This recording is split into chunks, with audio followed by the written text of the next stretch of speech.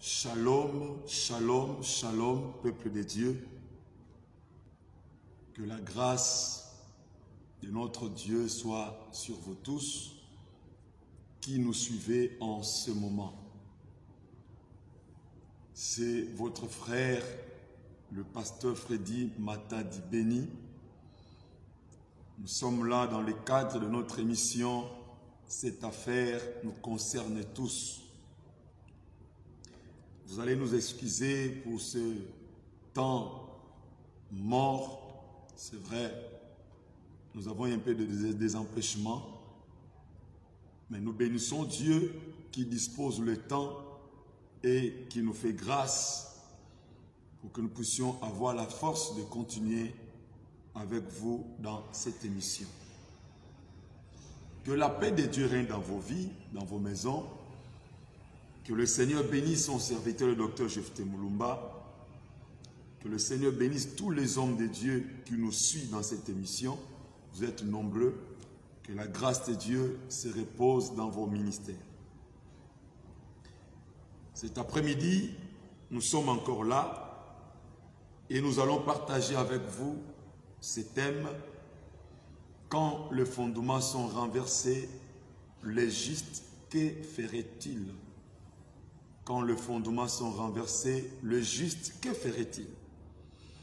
Nous allons nager dans les prophéties, mais nous serons aussi dans des messages évangéliques pour booster votre foi et vous permettre à vivre des moments extraordinaires avec le Seigneur. Merci beaucoup à vous qui nous suivez. Partagez la vidéo, voyez, likez la vidéo. Tu peux cliquer sur la clochette pour que tu sois le bénéficiaire de nos prochaines émissions. Que la grâce de Dieu se repose encore sur vous. Nous allons prendre nos Bibles dans le livre de Psaume, chapitre 11. Chapitre 11. Nous allons lire le verset 3. La parole de Dieu dit ceci. Quand les fondements sont renversés, les justes, que ferait-il? C'est une question pertinente. Qu'est-ce que le juste doit-il faire lorsque les fondements sont renversés? C'est quoi d'abord le fondement ou la fondation? Ou même le soubassement? Bien-aimés, vous devez retenir que lorsque nous voulons bâtir, lorsque nous voulons construire, peu importe la dimension de la maison, que ce soit un immeuble, que ce soit une maison simple, nous aurions tout d'abord à mettre un soubassement, un fondement, une fondation sur laquelle nous allons poser notre maison, sur laquelle nous allons tracer la maison. Voyez, la fondation, le soubassement, le fondement, c'est ce qui vient avant de poser ou de commencer à construire ou de lever une maison ou bien une structure, s'il faut dire ça de cette manière. Donc, personne ne peut bâtir, personne ne peut construire sans toutefois commencer par le fondement. Donc le fondement, c'est la base de tout. Et nous devons comprendre que dans tous les domaines de la vie humaine, ou tous les domaines de la vie humaine, se posent sur un fondement ou sur des fondements. Lorsque le monde politique parle de la démocratie, c'est que la démocratie a un fondement.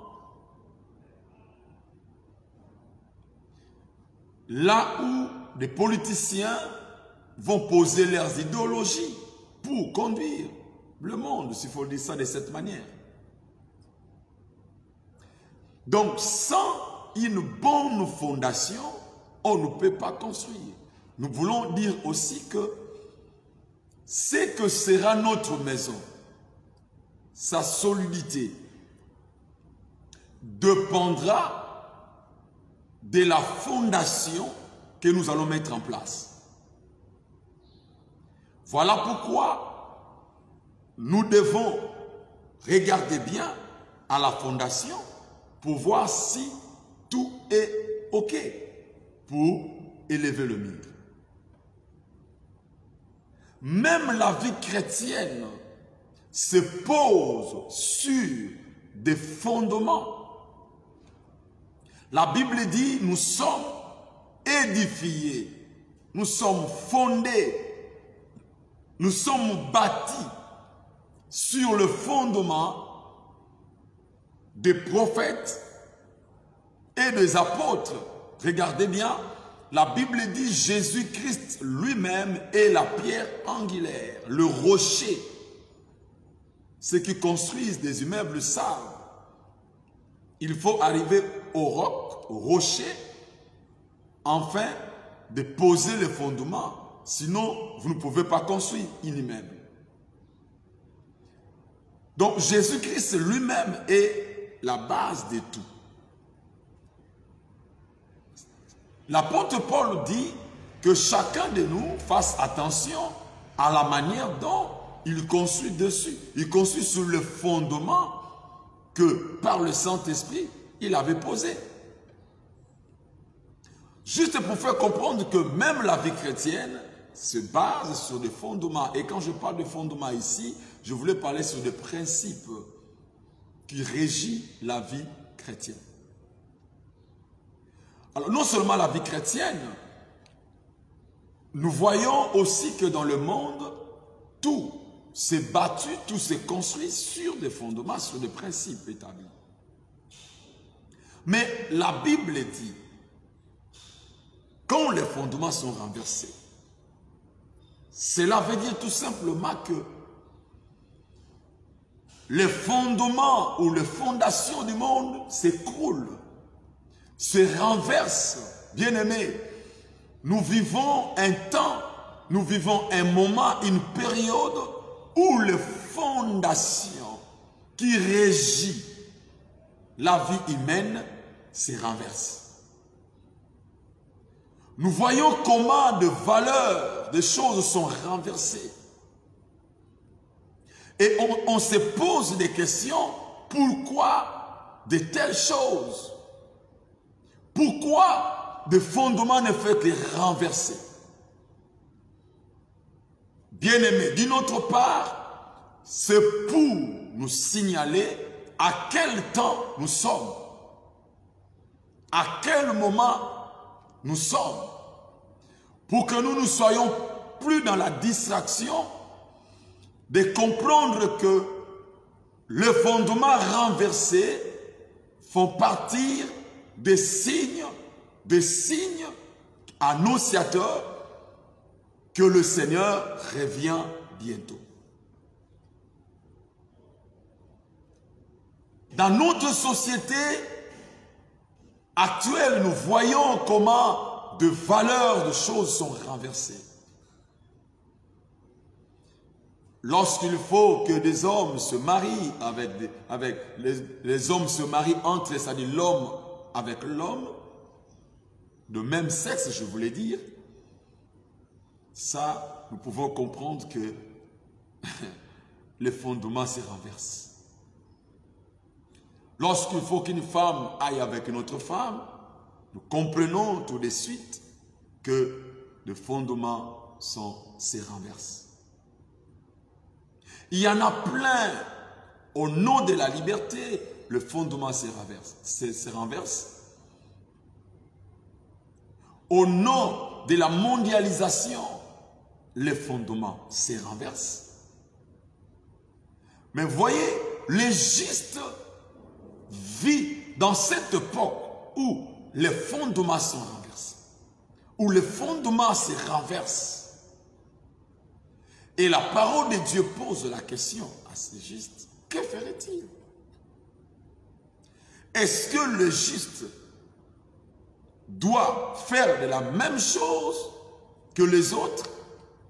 D'abord, qui est juste? Nous devons d'abord comprendre celui qui est juste. Celui qui est juste est celui que Jésus-Christ a sauvé par son sang. Il a pardonné ses péchés, il a ôté ses péchés et il a fait de ce dernier son enfant. Bien-aimé dans le Seigneur, on n'est pas juste parce qu'on pratique des bonnes œuvres. Sinon, toutes les associations caritatives, ils vont dire qu'ils sont justes à cause de ce qu'ils font, à cause de leurs œuvres. On est juste d'après la parole de Dieu parce qu'on est mis à part par Dieu. Bien-aimé, c'est possible que Dieu puisse te mettre à part pour lui. Le chemin est là. Et c'est quoi le chemin? C'est Jésus-Christ de Nazareth. Alors, voici ce monsieur, cette dame sauvée par le Seigneur, délivré par Jésus-Christ, mais il est encore dans ce monde parce que Jésus-Christ n'est pas encore venu. Nous attendons son retour. Mais entre-temps, ce juste vit dans une période où les fondements ne font que renverser, et que ferait-il le juste? Bien-aimés dans le Seigneur, nous devons retenir une seule chose. Si Dieu parle de fondements renversés, bien-aimés, ça va aller comme ça jusqu'au jour où le Seigneur reviendra. Car il faut que le fondement des hommes se renverse pour que celui de Dieu se mette en place. Et le Seigneur Jésus revient bientôt. Il revient aussi pour mettre en place son royaume qui ne sera renversé, qui ne sera remplacé. Il revient bientôt. Mais le juste, que ferait-il? Alors, les écrivains aux Hébreux nous aident à comprendre ce que le juste doit faire réellement. Voici la réponse. Je prends Hébreux chapitre 10. Nous allons lire à partir du verset 37 et au verset 38. Écoutez ce que la parole de Dieu dit.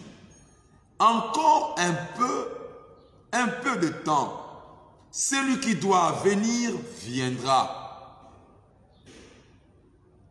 Il ne tardera pas. Encore un peu de temps. Encore un peu de temps seulement.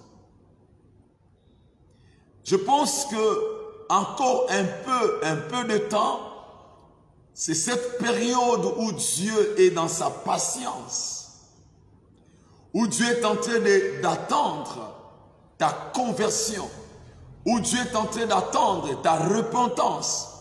C'est le temps où Dieu te dit, si aujourd'hui tu écoutes sa voix, n'endurcis pas ton cœur. Oui, encore un peu de temps, celui qui doit venir viendra. Et il ne tardera pas. Il s'agit de la seconde venue de Jésus-Christ.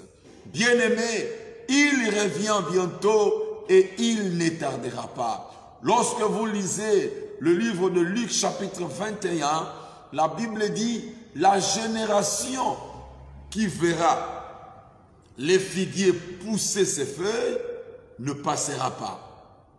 Ne passera pas. Bien-aimé, je crois que le Seigneur reviendra à notre génération. Parce que cette génération a vu renaître la nation Israël. Je pense le 14 mai 1948, je ne sais pas si c'est la date, c'est ça, mais je pense que c'est ça. 1948, au moins l'année je maîtrise, la date peut-être pas, mais notre heure, notre génération a vu naître la nation Israël. C'est ça le figuier qui pousse le feu. Et le Seigneur dit, c'est un grand signe, cette génération ne passera pas. Je ne sais pas si ça fera 100 ans, je ne sais pas. Et je ne sais pas si, je ne sais pas si la génération, Dieu le prend la manière dont nous le prenons, je ne sais pas. Mais je vous dis tout simplement que nous avons vu, notre génération bien-aimée a vu naître la nation Israël. Celui qui doit venir viendra et il ne tardera pas. Il revient bientôt. Mais entre-temps, le juste, que ferait-il? Parce que le juste vit dans un moment compliqué, dans un temps où les fondements ne font que se renverser. Voici la réponse. Le verset 38. Et mon juste vivra par la foi. Mais s'il se retire, mon âme ne prend point plaisir en lui. Bien-aimé, là, Dieu nous donne la réponse que nous avons besoin. Les fondements sont renversés. Le temps devient compliqué. On ne sait pas à qui il faut compter. Bien-aimé dans le Seigneur, s'il faut compter sur la politique, ça ne marche pas.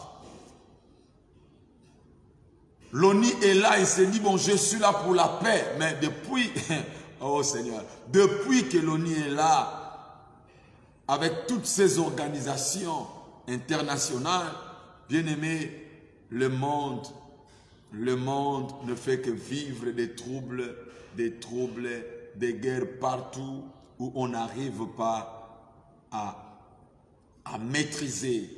Bien-aimés, personne ne maîtrisera ces choses. Et laissez-moi en passant vous dire qu'on ne peut pas parler de la paix et mettre hors de la chose le prince de la paix.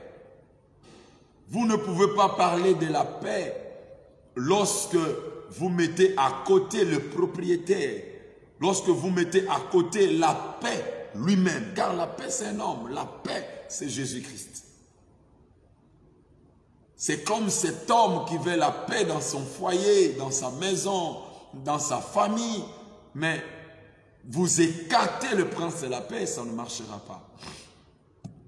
Alors, le juste vit dans ce monde où il y a des troubles, dans ce monde où l'économie est instable, dans ce monde où tout ne vient que difficile. Bien-aimé dans le Seigneur, la Bible dit, mon juste vivra. Ça, c'est ce que Dieu dit. Dieu dit, mon juste vivra. C'est possible à un juste de vivre dans des temps difficiles, dans des temps compliqués. Dans les temps compliqués comme à Babylone, Daniel a vécu.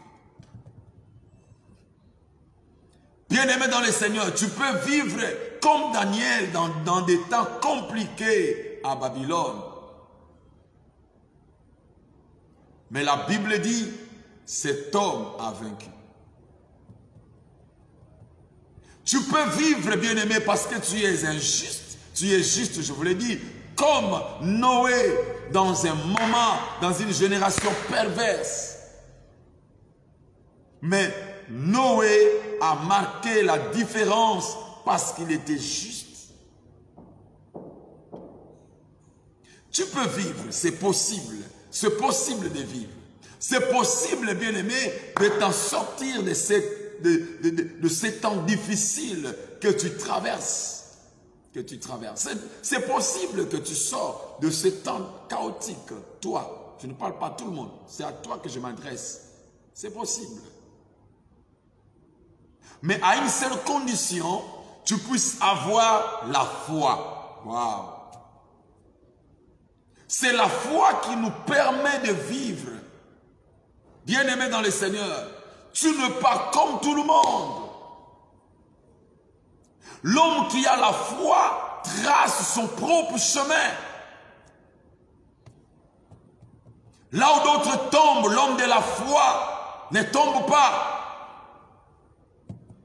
Ce qui fait pleurer les autres, mais cela ne fera pas pleurer l'homme de la foi.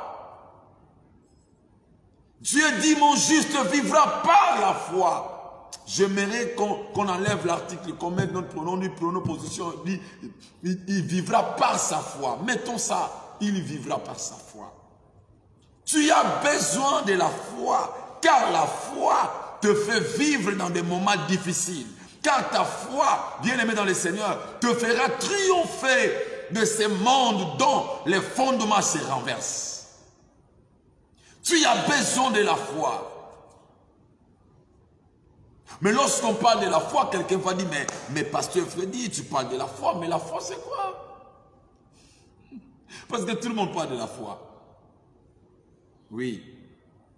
Retenons que Dieu a posé, a déposé dans chaque être humain une dose de foi. Oui, hein? Dieu a posé dans chaque être humain une dose de foi. Vous savez, c'est par cette dose de foi que l'homme arrive à croire à quelque chose qu'il n'a pas vu, qu'il n'a pas touché, mais il croit que ça existe. Je vais te donner beaucoup d'exemples. Regarde, lorsque tu prends le taxi, tu montes dans le taxi, tu ne poses pas au chauffeur la question, est-ce que tu as ton permis? Tu ne poses pas la question. Mais tu montes, tu crois qu'il va m'amener à ma destination. Tu montes. Tu montes. Voyez, ce qui nous pousse à agir de la sorte, c'est la foi. Tu arrives devant un médecin, justement parce qu'il est habillé en blouse de médecin. Tu n'as pas besoin de poser des questions. Montre-moi ton diplôme pour que je sache si tu es médecin avant de te donner mon corps, de le toucher ou de l'examiner. Tu ne poses pas de questions parce que tu crois. Ah, ok, d'accord. Ça, c'est une dimension. Parce que même les démons croient aussi que Dieu existe. Même les démons croient aussi que Dieu existe. Ils croient. Ils croient. Voyez, parce qu'il y a une dose de la foi. Dieu a donné une dose de la foi dans chaque être humain qui te pousse à croire. Tu vois? Maintenant, nous voulons parler de la foi authentique, de la foi qui vient de quelque chose. Mais c'est quoi ces choses? C'est cette foi qui vient de la parole de Christ. Et le docteur, je te dis, j'aime bien quand il dit ça, il dit, la foi vient, la foi qui nous fait du bien, la foi qui nous sauve, la foi qui triomphe, c'est cette foi qui vient de la parole que tu as compris, que tu as saisi et que tu pratiques. Ah, ok, d'accord. Parce que si tu n'as rien compris, si tu n'as rien saisi de la parole de Christ, tu ne feras rien. Nous avons besoin de la foi. Eh bien aimé, la foi est tellement importante dans ces temps de la fin. Nous avons besoin de la foi pour vivre. Mes amis, dans ces temps où même pour payer les gens c'est compliqué, si tu ne comptes que sur ton salaire, bien aimé, tu vas mettre la main à la tête, tu ne vas pas accomplir tes projets. Mais si tu crois que il y a un Dieu qui pourvoit aux besoins des hommes, bien aimé, ce Dieu va te visiter et tu ne vivras pas comme tout le monde. Car Dieu est capable de toucher quelqu'un au travers le monde et de te faire du bien. Ce Dieu-là existe. Bien aimé, c'est ce Dieu-là qui a fait nourrir un homme par un oiseau, le corbeau. Le corbeau. Dieu va donner l'ordre au corbeau d'écouter, j'ai mon serviteur quelque part. Oh, je parle à une servante de Dieu, je parle à un serviteur de Dieu, je parle à un enfant de Dieu. Si tu crois que Dieu est le pourvoyeur, Dieu pourvoira à tes besoins. Crois seulement, ne cherche pas à savoir comment ça va arriver, qui va m'amener cela. Toi, crois seulement que oui, Dieu pourvoira. Crois seulement Élie savait qu'il n'était pas seul. Il avait placé toute sa confiance à Elohim. Il savait que je suis un serviteur de Dieu et Dieu ne peut pas m'abandonner. Sœur Michel Matolo, que le Seigneur soit avec toi. Soyez bénis. Soyez bénis. Papa Karl Moussavou, soyez bénis. Je vois bien-aimé Constant, soyez bénis, mais je ne te vois pas, Papa Constant, au culte. J'ai besoin de te voir au culte, je ne te vois pas. Hein, évangéliste, c'est comment? Bien-aimé, quoi seulement? Dieu a ordonné à un oiseau. Et j'aimerais dire à quelqu'un que ces corbeaux existent encore aujourd'hui. Ces corbeaux-là peuvent encore exécuter l'ordre de Dieu dans cette période pour toi. Oh, que celui qui dit Amen reçoit cela au nom de Jésus-Christ. Que Dieu dépêche ce corbeau pour te prendre en charge. Ces corbeaux existent. Dieu dit, mon juste vivra par sa foi. Parce qu'il croit que Dieu est capable. Parce qu'il croit que Dieu peut changer le temps et les circonstances. Parce qu'il croit que Dieu, dans un temps chaotique, il peut se manifester. Et moi, je dirais tout simplement, gloire au Seigneur. Gloire au Seigneur. Tu as besoin de la foi, car la foi fait vivre. La foi fait vivre. La foi fait vivre. Dieu ne veut pas te voir pleurer. Ça ne sert à rien de pleurer, bien-aimé. Cherche à croire.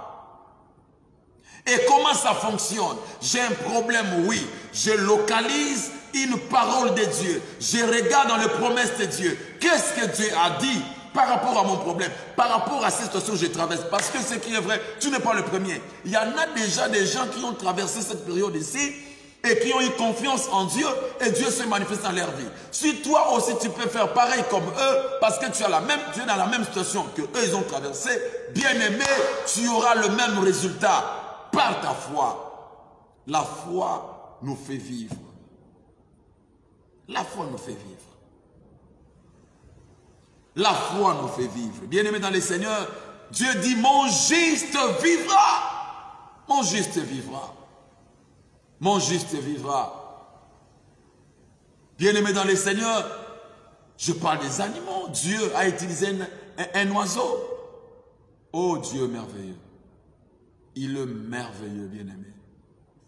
Je prie Dieu que cet oiseau vienne encore à ta direction, à la direction de ta maison. Cet oiseau peut être un homme, une femme, je ne sais pas qui. Ah, Dieu, il est le Dieu des miracles. Vous savez, quand on parle des gens, mais comme les gens aiment dire, oh non, les gens de l'Ancien Testament, et non, bien évidemment, quand on parle des héros de la foi, on cite plus ces gens-là. Ils ont vécu des choses avec Dieu. Hein? Bien aimé, la foi fait vivre. Dieu dit, s'il se retire des choses de la foi, s'il se retire, mon âme ne prendra pas plaisir en lui. Donc tu vois que la foi me fait vivre. La foi me maintient dans la présence de Dieu. La foi fera de la sorte que moi, je sois agréable à Dieu. Oh, la Bible dit, laissez-les amasser, laissez le païen amasser, laissez-les amasser. Et Dieu dit à la fin, il donne. Il prend ce que le païen a amassé, il donne ça à ce qui lui est agréable. Bien-aimé dans le Seigneur, sois agréable à Dieu, tu vivras de merveilles. Sois agréable à Dieu. Oh, bien-aimé, que ta foi te pousse à être agréable à Dieu. Tu vivras des choses extraordinaires. Sœur Benenzila soit bénie, Maman Linda soit bénie, Sœur Elodie soit bénie, Madame Issa Manomba soit bénie. La foi, nous en avons besoin. Bien-aimé, dans ces temps de la fin, si toi tu n'as pas la foi, tu es perdu. Et Dieu cherche des hommes de foi pour relever des défis de ces temps de la fin. Lorsque d'autres diront, toutes les portes sont fermées, l'homme de la foi, une femme de foi dira, pour moi, ça va s'ouvrir. Cette porte s'ouvrira. Lorsqu'on a la foi, on voit une grande guérison dans cette grande maladie. C'est que les médecins disent ça, c'est gravissime. Mais l'homme de la foi dit, oh, mais mon Dieu cherche des problèmes gravissimes pour se manifester. Je prie Dieu, que Dieu se glorifie dans ton problème par ta foi. Mon juste vivra. Bien-aimé, c'est possible que tu vives.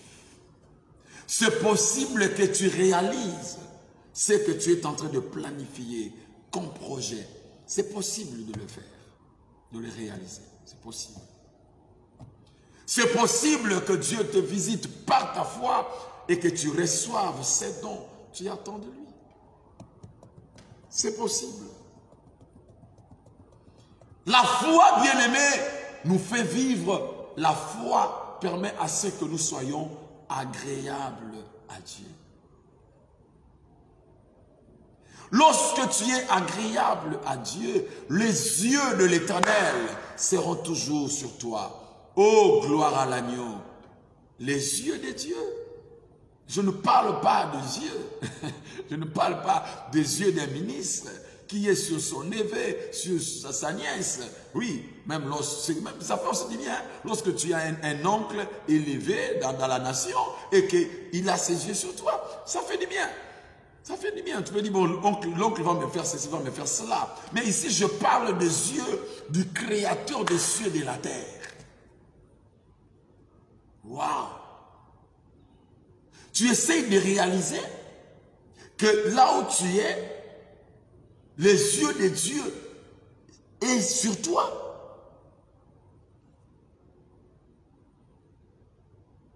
Et tu seras cette femme, cet homme qui est dans la main de Dieu. La Bible dit, ce qui est dans le main de Dieu, personne ne peut le ravir. Ton oncle sorcier ne peut pas te les ravir dans le main de Dieu. Bien-aimé, aucun sorcier, aucun franc-maçon de n'importe quel degré ne peut te ravir entre les mains du Seigneur. Mais tout ceci dépend de la foi que nous avons vis-à-vis de sa parole. Chaque fois quand je prêche, j'essaie de voir Moïse, bien-aimé dans le Seigneur. Vous savez, Dieu est merveilleux. Dieu est merveilleux. Moïse est né dans un temps compliqué, où on tue tous les enfants mâles des Hébreux. On les tue. Qu'est-ce que les pauvres enfants ont fait? Dieu va inspirer à la mère de Moïse comment il devait faire pour aller cacher son fils. Cacher. Un jour, cacher comme ça, on découvre. Ah, voilà. Et la Bible dit, la fille de Pharaon a même dit, certainement, celui-ci c'est un enfant des Hébreux. Ils ont reconnu même son identité. Ah, mais vous savez, quand Dieu impose les choses, les mondes des ténèbres s'étaient. Oh, je prie Dieu que tous ces gens qui se liguent contre toi, que Dieu les impose un silence. Et ceux qui mal parlent de toi, que Dieu les impose un silence. Dieu va imposer à la fille des Pharaons, dit, tu vois cet enfant, tu vas le prendre, tu vas l'amener chez toi, tu vas l'élever. Dieu a imposé. Moïse, il va être dans la maison des Pharaons. Dans cette maison, tout le monde a compris que oui, c'est l'enfant des Hébreux.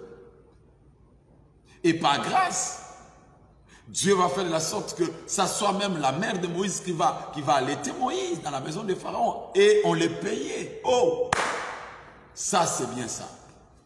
Bien aimé, quand Dieu prend les choses dans ses mains, quand Dieu contrôle les choses, toi reste tranquille. Reste tranquille. Crois seulement. Crois seulement. Il est là, il peut faire quelque chose. Crois seulement. Moïse. Mais vous savez, Moïse, dans cette maison-là, qu'est-ce que Moïse n'a pas mangé? Je peux même vous dire, même Moïse, il pouvait même manger même la sorcellerie des pharaons là, dans cette maison. C'est possible. Parce que dans des maisons comme ça, là, ils ont toujours des gangas. Et on vous dirait que non, tu vois, avant que la voiture sorte, il faut qu'on fasse telle cérémonie. Avant que le roi mange, il faut qu'on fasse telle cérémonie. Et c'était comme ça. Moïse aussi mangeait. Mais vous savez, lorsque tu es dans le plan de Dieu, lorsque tu es dans l'agenda de Dieu, lorsque tu es dans le programme de Dieu, tout ce que l'ennemi pensera te faire du mal, Dieu va changer cela en bien. Oui, en bien. En bien. Là, alors, tous les sorciers de Pharaon pensaient qu'ils vont détruire Moïse. Bien aimé, Moïse. Tu ne peux pas le détruire. Il est dans le main de Dieu. Moïse, c'est un programme de Dieu. Je parle de lorsque quelqu'un est dans le main du Seigneur. Bien-aimé, qui peut te faire du mal? Qui? Dis-moi qui? Qui? Et Dieu a fait ça exprès. La loi de Pharaon est tombée. Voici un enfant des Hébreux dans sa maison. Il mange son argent. Il part à l'école par son argent. Il cherche même à l'ensorceler, ça ne marche pas. Oh, bien-aimé, attention. Quand quelqu'un entre les mains du Seigneur, je vous ai dit la fois passée, l'enchantement ne peut rien faire contre lui. Qu'il a, et que Simbaté, ça ne marchera pas. Ça ne marchera pas. La foi te permet d'être agréable à Dieu. Et quand tu es agréable à Dieu, tu seras dans ce main. Bien-aimé, que ton problème soit entre les mains du Seigneur. Que cela soit entre les mains du Seigneur. Lorsqu'on est agréable à Dieu, bien-aimé, Dieu fera de la sorte que des portes s'ouvrent seules devant toi. Devant toi. La foi. La foi est importante, bien-aimé, dans ces temps de la fin, car la foi nous permet de vaincre l'ennemi. La Bible dit que la foi triomphe du monde. Le monde a ses choses. Mais celui qui a la foi, il vit au-dessus de tout ce que le monde lui présente. Bien-aimé, c'est à toi de triompher. C'est à toi de triompher. Triomphe dans ce que tu fais. Dans tes études, triomphe. Dans ton travail, triomphe. Peu importe le combat, bien-aimé, toi, tu es condamné à triompher. S'il y aura 1000 combats dans ta vie, il y aura 1000 victoires. Parce que toi, tu es appelé à triompher. Et ce qui te fait triompher, c'est la foi.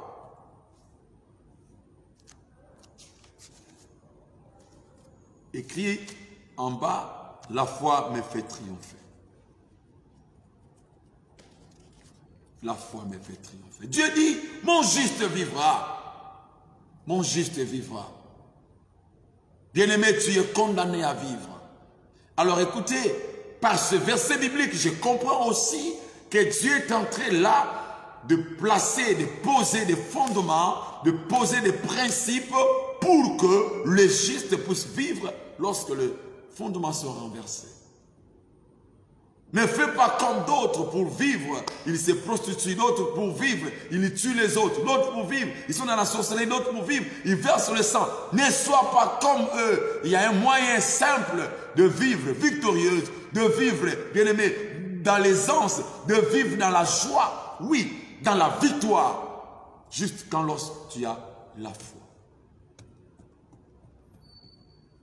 Tu as besoin de la foi. Tu as besoin de la foi. Tu as besoin de la foi pour vivre. Mais qu'est-ce que la foi?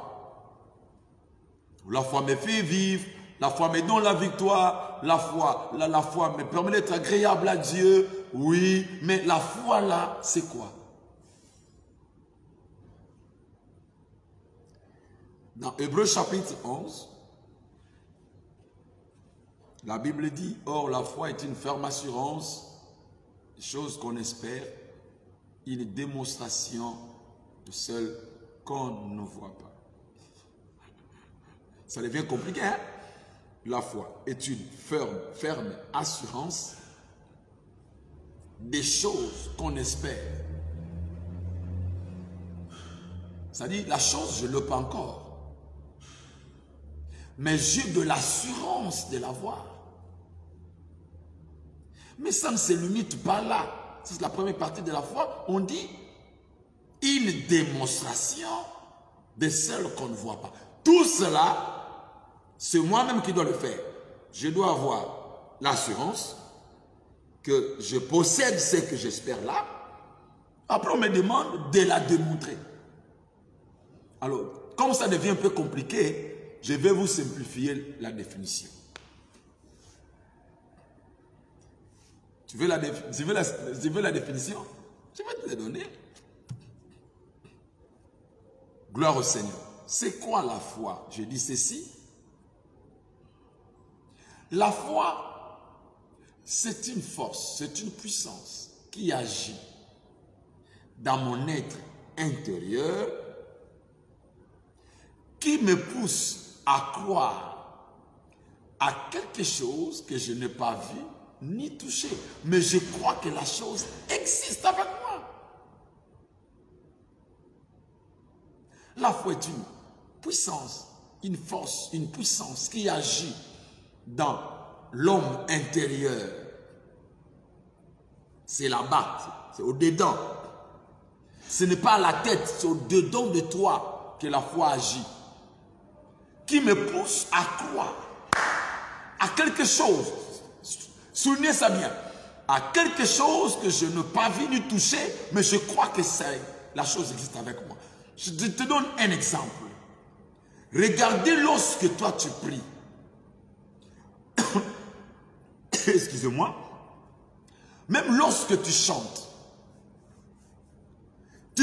Jésus que tu n'as pas vu, tu n'as pas touché.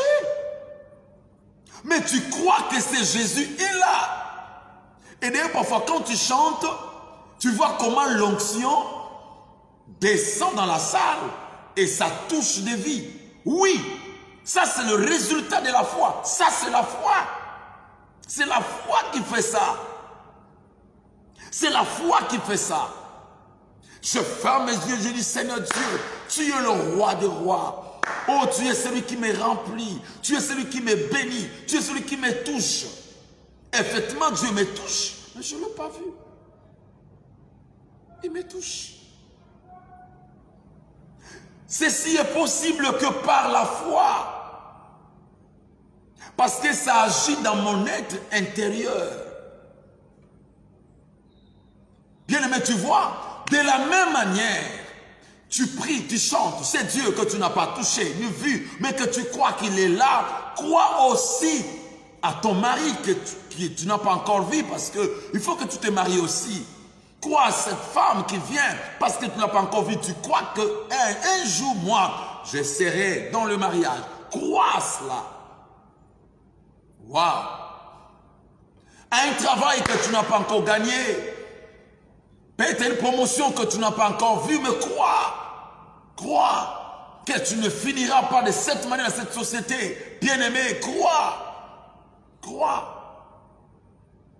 Crois à la guérison, même lorsque tu trembles sous les draps. Oui, tout le corps fait mal. On t'a dit que tu as coronavirus. Bien-aimé, n'ayez pas peur. Qui est coronavirus? Il est qui? Il est quoi? Devant la puissance de la guérison que Jésus donne. Crois. Crois. Crois. Crois. Que la foi change ta manière de faire les choses. Que ta foi, bien-aimé, te fasse vivre. Mon juste vivra, mon juste ne mourra pas. Mon juste vivra, mais il vivra par sa foi. Ça c'est le temps, ça c'est l'heure de croire à la parole de Dieu. La foi, c'est une puissance qui agit dans l'homme intérieur, qui me pousse à croire à quelque chose que je n'ai pas vu ni toucher, mais je crois que ça existe. la chose avec moi. La Bible dit une démonstration. Tu vois, tu démontres quand? Tu démontres lorsque tu as parlé de Dieu et que Dieu exauce les prières. Toi, tu pries. C'est ça la démonstration. On te dit, mais tu pries quelqu'un que tu ne vois pas. Oui, je sais qu'il est là. Je sais qu'il est là. Je sais qu'il me bénit. Je sais qu'il me garde. La foi, c'est ça. La foi. Et la foi nous est exigée dans ces temps de la fin pour vivre. Ah, bien-aimé, si tu n'as pas la foi, si tu n'as pas la foi, meurs pour toi. Demande à Dieu, Seigneur, bon, moi, je ne veux plus continuer la course. Prends-moi déjà. Mais nous les autres, on a encore la foi. On croit encore. On peut lutter. On peut sortir vainqueur. On croit encore. On continue la course.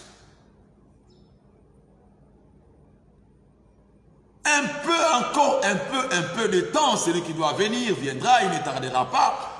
Mais mon juste, tu vois, mais mon juste vivra. Mais mon juste vivra. Docteur Alpha, nous allons vivre par la foi jusqu'à ce qu'il va venir. Voilà pourquoi le Seigneur pose une question, dit, est-ce que quand je vais sur la terre, je trouverai encore la foi? Et nous vous aidons à maintenir votre foi. La Bible dit, le juste vivra par la foi. La foi, c'est une matière première qu'il faut s'en servir dans le royaume. Tout ce que Dieu donne, il nous le donne par la foi, non, par la grâce, oui.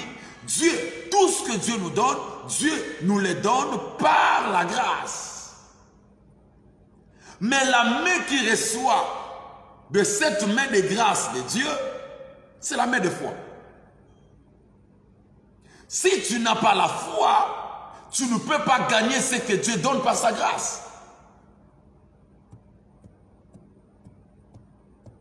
Voilà pourquoi je dis que c'est une matière première qu'il faut s'en servir. La foi est plus que de l'or, plus que le diamant. La foi est plus que l'argent. Parce que la foi peut produire de l'argent. Si je crois que Dieu est le pourvoyeur, Dieu touchera n'importe qui pour me bénir. La foi peut produire. Si je crois que Dieu peut me donner le boulot, bien aimé, Dieu peut aller toucher n'importe. Partout, je viens de poser mon dossier. Ils vont seulement regarder, non. Maintenant, c'est le nom de Wolbert qu'on va appeler ici. Wolbert, tu es où? Bon, écoutez, viens, on t'attend ici. Voilà, la foi. La foi. J'ai besoin de la foi. Car c'est une matière première. Bien-aimé, Dieu nous a donné la foi. Et nous allons voir d'où vient la foi. La foi vient de la parole. On va expliquer ça bien la semaine prochaine ou le samedi si Dieu le veut. La foi. La foi te fera triompher le monde. La foi te fera vivre. La foi fera que tu sois agréable à Dieu. La foi, Dieu te donne la foi comme une arme redoutable, capable d'éteindre tous les traits enflammés. Oh, tous les traits enflammés. Que le diable s'enflamme à gauche, qu'il s'enflamme à droite, qu'il s'enflamme je ne sais pas où. Bien aimé, la foi a la capacité d'éteindre tous les traits enflammés. On va éteindre tout ça. Éteindre tout ça. Dans la famille ou dans le boulot, partout. Au nom de Jésus-Christ, la foi. C'est une matière première que l'Église, que les chrétiens doivent utiliser. Nous devons utiliser la foi qui est produite par la parole de Dieu. Et cette parole que nous comprenons, que nous mettons en pratique.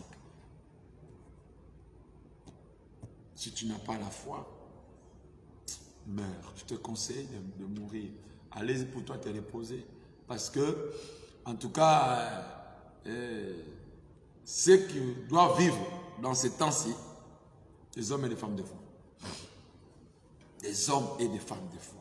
On dit que c'est une démonstration, il faut démontrer cela. Je dis, je prie. C'est là où je prie. Je sais que Dieu exauce le prie, moi je viens prier. On pose la question, bon, alors une femme qui ne met pas au monde, comment il va démontrer sa foi? Mais c'est simple, maman, c'est simple. Tu vois comment Dieu a fait avec Abraham, avec Sarah? Ces couples, vous n'avez pas d'enfants, n'est-ce pas? Quand Dieu vient, il commence à changer les noms. Ton nom, ce n'est pas Abraham, c'est Abraham, le père de la multitude. Oh! Imaginez-vous dans les quartiers où habitaient Abraham, Sarah et les voisins.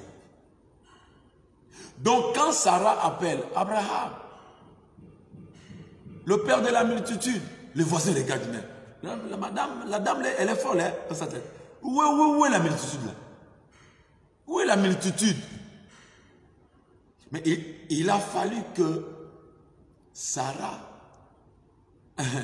puisse commencer à s'entraîner dans le langage de Dieu. Le père de la multitude. Plus Sarah parlait le père de la multitude, plus tu voyais la multitude. Il faut parler. Une matière première, il faut s'en servir. Il faut s'en servir.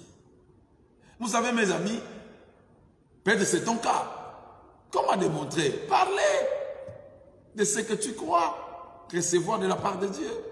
Si c'est la guérison, parle de la guérison. La foi fait vivre. La foi fait vivre. Donc, on n'a pas peur que le fondement soit renversé. On n'a pas peur de ça. Que le fondement se renverse ou pas, nous comptons sur Dieu. Nous avons foi dans ce que Dieu dit.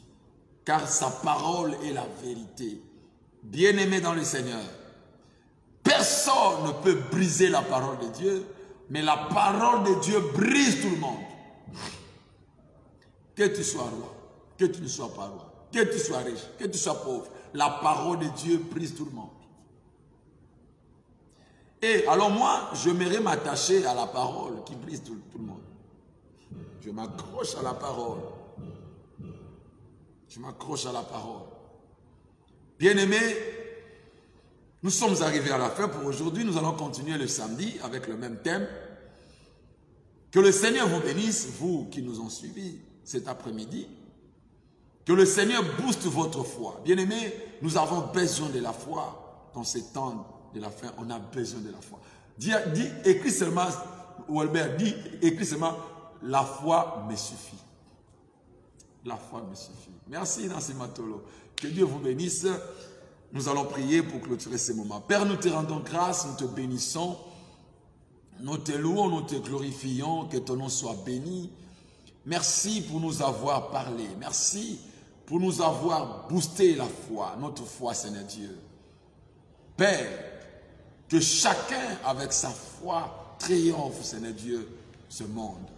Chacun avec sa foi, Père de gloire, dans ta parole, qu'il ressuscite, qu'il gagne ses dons, il a besoin. Père, bénis tout le monde. Bénis tout le monde qui nous ont suivis. Maman Pierrette soit bénie. Docteur Alpha soit béni. La sœur Michel soit bénie. Que la grâce de Dieu se repose dans vos vies. Que la grâce se repose dans vos vies. Que la main de Dieu fraye les chemins. Que vous puissiez voir clair. Shalom, shalom. Les rendez-vous le samedi dans notre émission. Demain, mercredi, dans la même page Facebook, nous avons un culte en ligne à 16 h. Ne manquez pas parce que ça sera des moments forts de la prière. Des moments forts de la prière. Donc, bien aimé, mets tes unités, prépare-toi. Demain à 16 h, ça va chauffer. Si tu as la force de venir dans la présentielle, tu viens en présentiel. Tu veux prier ensemble avec nous. C'est la prière, hein? C'est l'intercession. On va prier. Donc, que le Seigneur vous bénisse. Demeurez bénis dans vos maisons. Merci.